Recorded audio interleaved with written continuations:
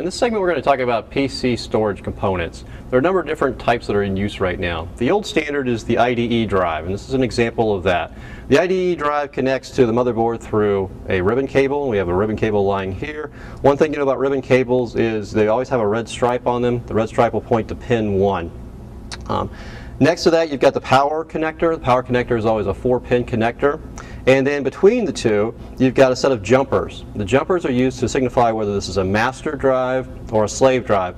Master is used if it is the only drive in the machine. It's also used if it's the primary drive in the machine. And the slave is used for the secondary drive. Typically, it won't include the operating system on it and be used only for storage.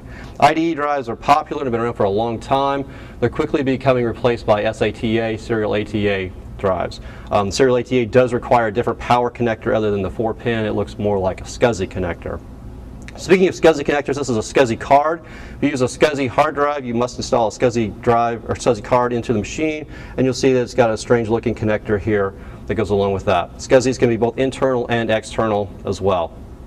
External drives are becoming very popular as well. This particular model includes a button to allow you to make backup just by simply pressing that one button. The software which connects to it allows that to take place.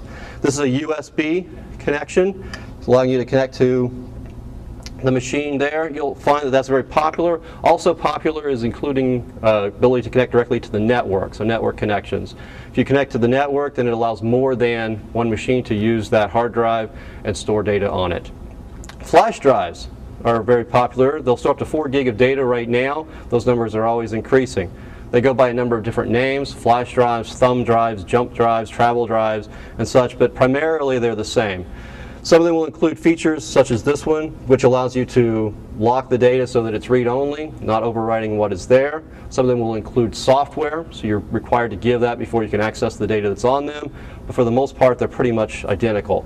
They always include an LED to allow you to know when it's connected to the USB port and when it's powered up. Be very careful with these. They do break rather easily if you hit them real hard on a device or anything else. You can break them apart and see that's inside them. What you have is simply the USB drive, the chip for storing the data, and some electronics for controlling the LED, and that's really about all that's inside there.